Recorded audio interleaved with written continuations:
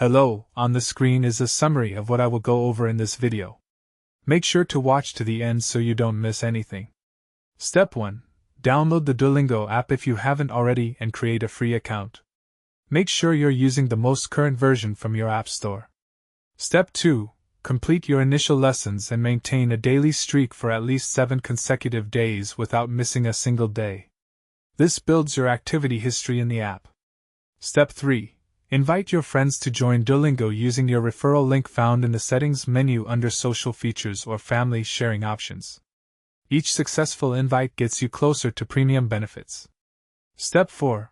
Participate in Duolingo's seasonal events and challenges throughout the year, as they often reward active users with free premium days or extended trial periods. Keep an eye on your notifications. Step 5. Watch for limited-time promotional offers that Duolingo sends to inactive users or occasionally to active users during special occasions. Check your email and the app regularly for surprise deals. The key is staying consistent, inviting friends, and being aware of current promotions. You can combine these methods to maximize your chances of getting Duolingo Plus completely free for extended periods.